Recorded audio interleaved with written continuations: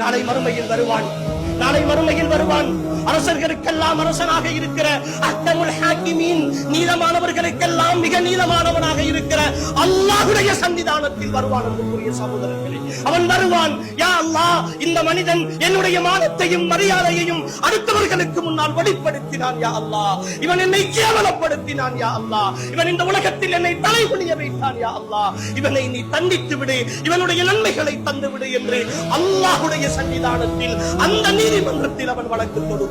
இந்த உலகத்தில் வேண்டுமானால் அவனுடைய சுய கௌரவத்திற்காக, மரியாதைக்காக, அவனுடைய சொந்த விஷயத்திற்காக அவன் தலை குனிந்து வாழ்ந்திருக்கலாம். அவன் ஊரை விட்டு போயிருக்கலாம், சமூகத்தை விட்டு ஒதுங்கி இருக்கலாம். எதுவும் இல்லாமல், அடையாளமே தெரியாமல் எங்கோ ஒரு மூலையில் அவன் வாழ்ந்து கொண்டிருக்கலாம். ஆனால் அல்லாஹ்வுடைய அடிமை அவன், அல்லாஹ்வுடைய அடிமை அவன். அன்புக்குரியவர்களே, நாளை மறுமையில் ஒரு கொம்புள்ள ஆடு கொம்பில்லாத ஆட்டுக்கு இந்த உலகத்தில் குத்தி இருந்தால் கூட அந்த கொம்பில்லாத ஆட்டுக்கு கொம்பை கொடுத்து நாளை மஹ்ஷருடைய வெளியில் அந்த நீதத்தை நிறைவேற்றி வைக்கிற ரப்புல் ஆலமீனாகிய அல்லாஹ் அவனுடைய விசாரணையில் ஒரு காலமும் தப்ப முடியாது. நான் எழுதியது பேர் கைதிதான், பேரு தெரியாதுதான், ஊரின் பேரிலே வந்த ஒரு ஐடி தான், அல்லாஹ்வின் அடிமை என்று போட்டு எழுதிய ஒரு ஐடி தான், அல்லது திஹாரியின் நேசன் என்று எழுதிய ஒன்றுதான், ஊரின் காவலன் என்று போட்டு எழுதிய ஒரு ஐடி தான்.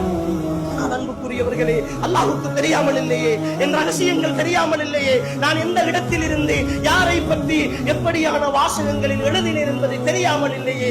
நாளை மறுமையில் யௌம துபுல ஸராயிர், யௌம துபுல ஸராயிர், ரகசியங்கள் எல்லாம் ரகசியப்படுத்தப்படுகிற மஹ்ஷருடைய வழியில் அல்லாஹ் இந்த ரகசியங்களை எல்லாம் வெளிப்படுத்துகிற பொழுது, யா அல்லாஹ், இந்த மனிதன் தான் என்னை பற்றி எழுதி இருக்கிறார், இன்னார் தான் என்னை பற்றி ஷேர் பண்ணி இருக்கிறார்கள், இன்னார் தான் என்னை பற்றி கமெண்ட் பண்ணி இருக்கிறார்கள் என்று அவன் வந்து முறையீடு செய்கிற பொழுது அல்லாஹ்விடத்திலே அல்லாஹ் என்னுடைய நன்மைகளை எல்லாம் பண்ணி அவனுக்கு கொடுப்பானே, என்னுடைய நன்மைகளை எல்லாம் பண்ணி அல்லாஹ்வுக்கு கொடுப்பானே. அது ஒரு தொழுகையினுடைய நன்மையா, ஒரு வருடத்தின் இபாதத்துடைய நன்மையா, அல்லது என் ஒட்டுமொத்த ஆயுளினுடைய நன்மையா? தெரியாதே சகோதரர்களே. இப்படி ஒரு 10 பேரை பற்றி பேசி இருந்தால், இப்படி ஒரு 100 பேரை பற்றி பேசி இருந்தால், ஒட்டுமொத்த வாழ்நாளிலும் 20, 30, 40, 50 வருடங்கள் என்று கொஞ்சம் கொஞ்சமாக குருவியை போல சேர்த்த நன்மைகள் எல்லாம் மஹ்ஷருடைய வழியில் அடுத்தவனுக்காக அள்ளி கொடுக்கிற ஒரு பெரும் பாவத்தை தானே அன்புக்குரிய சகோதரர்களே நானும் நீங்களும் அடுத்தவனுடைய மானம் மரியாதையினுடைய விஷயத்தில் செய்து கொண்டிருக்கிறோம். என்றாவது உணர்ந்து பார்த்திருக்கிறோமா? அன்புக்குரியவர்களே, என்றாவது உணர்ந்து பார்த்திருக்கிறோமா?